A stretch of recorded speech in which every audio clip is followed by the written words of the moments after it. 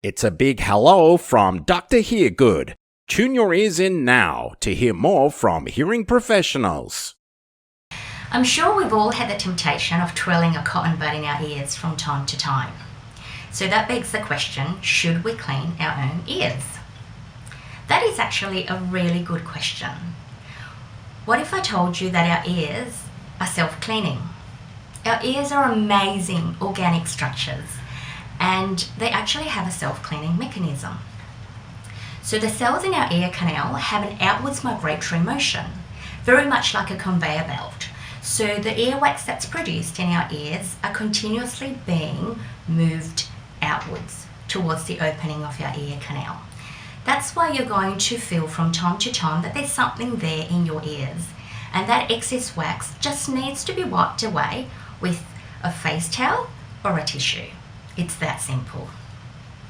So what happens in the situation that you have lots of wax? You produce excessive amounts of wax, or your wax is really dry and hard and it kind of gets clogged in there.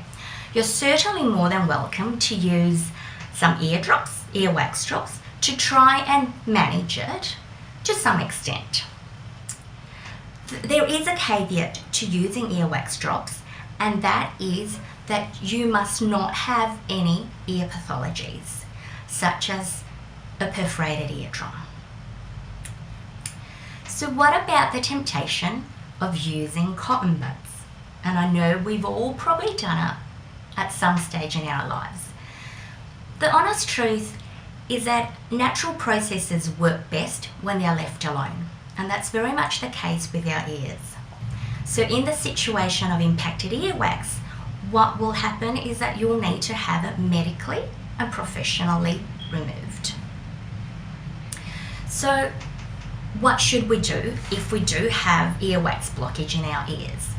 There are lots of methods available out there to help remove it, and there are alternative options, but you must be really wary of alternative methods. One of the methods that is actually quite common out there, and you'll find it at beauty salons and even at the mytherapist, is ear candling. So imagine you're lying on your side and you've got a hollow candle stuck in your ear canal and it's been burnt at the top. So you've got the actual wax from the candle actually melting and dripping downwards, and you've actually got the cloth comb that's actually burning. There is plenty of evidence out there as to the quite severe injuries that ear candling can cause. Anything from burns to the ears, bleeding in the ears, ruptured eardrums, infections, the actual wax, the melting wax clogging up the ear canal, and that needs surgical procedures to remove it, and it can even cause hearing loss. So please be very, very wary of alternative methods such as ear candling. Another thing to be wary of as well is the temptation to self-syringe your ears.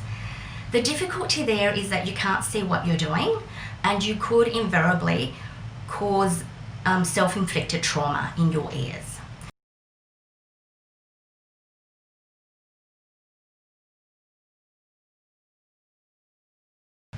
The take-home message is your ears work best when they're left alone. Nature works best when it is allowed to do its own thing.